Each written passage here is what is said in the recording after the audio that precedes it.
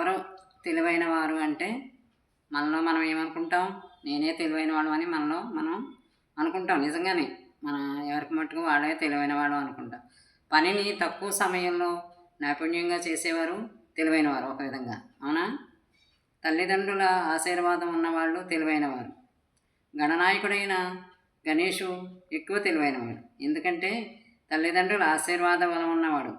ఏ పని మొదలు పెట్టేటప్పుడైనా సరే తప్పకుండా భగవంతుని తోడు చేసుకుని స్మరించుకుని మొదలుపెట్టాలి. మొదలుపెట్టిన వారు అది విఘ్నాలు కలగకుండా చక్కగా జరిగిపోతాయి, విజయంగా జరిగిపోతాయి. అందరితో మంచిగా ఉంటూ అందరి ఆశీర్వాదాలు కలిగి ఉన్నవారు కూడా తెలివైన వాళ్ళే. అందరితో పోట్లాటలు పెట్టుకుని అందరితో శాపనార్థాలు తిట్టించుకోకుండా ఆశీర్వాదాలు పొందేవాళ్ళు తెలివైనవారు. ముందుకు ఎందుకు పనికి రాని పాడైన వస్తువులు, మనం వేస్ట్ అని వదిలేసిన వస్తువులను పనికి వచ్చేలా బాగు చేసేవారు తెలివైనవారు. వేస్టేజ్ అంతా పెట్టి కొత్త కొత్తవి కనిపెడతారు కదా, వాళ్ళు తెలివైనవారు. మనసుకి చెడు ఆలోచనలు చేయడం అలవాటు అయినప్పుడు మంచి వైపు మనసుని పరివర్తన చేయాలి. ఎప్పుడు కూడా మనసు అనేది చెడు వైపే ఎక్కువ వెళ్ళిపోతుంది, అటే ఎక్కువ ఆకర్షించబడుతుంది కదా. ఆ వైపు కాకుండా, చెడు వైపు కాకుండా మంచి వైపు మనసుని పరివర్తన చేయాలి. ఆధ్యాత్మిక మార్గంలో ఉన్నవారు అసలైన తెలివైనవారు. దైవభక్తి ఉన్నవారు, ఆధ్యాత్మిక మార్గంలో ఉన్నవాళ్ళు అసలైన తెలివైనవారు. మరి తక్కువ ఆలోచనలు చేసి ఎక్కువ ఫలితాన్ని పొందేవాళ్ళు తెలివైన. ఎక్కువ ఆలోచించి తక్కువ పనులు కాదు, తక్కువ ఆలోచించి ఎక్కువ పని చేసేవారు ఫలితాన్ని పొందేవాళ్ళు తెలివైనవారు.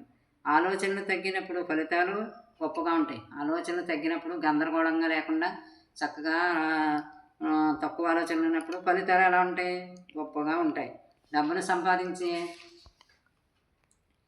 డబ్బును సంపాదించేవారా లేక హోదాలో ఉన్నవారా తెలివైన వారు ఎవరు? డబ్బున్న వాళ్ళ లేకపోతే హోదా కలిగిన వారు ఎవరు తెలివైన వారు? వాళ్ళను వాళ్ళు తెలుసుకున్న వారు మాత్రమే తెలివైన వారు. ఏమి కాదు, డబ్బున్నవారు కాదు, పెద్ద హోదాలో ఉన్నవాళ్ళు కాదు, వాళ్ళను వాళ్ళు తెలుసుకోగలిగిన వారు తెలివైన వారు. మనలో ఉన్న అవగుణాలను తెలుసుకొని తొలగించుకోవాలని ఆలోచన ఉన్నవాడు తెలివైనవాడు.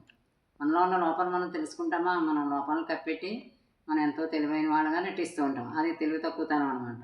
మన లోపాలు మనమే సవరించుకుని చక్కగా మార్పు పరివర్తన చెందిన వారే తెలివైనవారు. తనలో ఉన్న క్రోధాన్ని జయించేవాడు కూడా తెలివైనవాడే.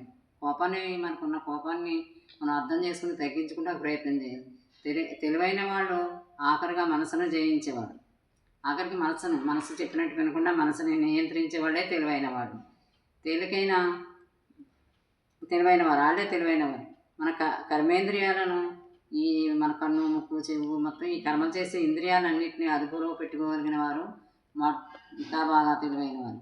తెలివితేటలు ఎలా ఉన్నాయి, ఒకదాని మించి ఒకటి ఎవరు తెలివైన వారో చెప్పుకుంటూ వచ్చాం.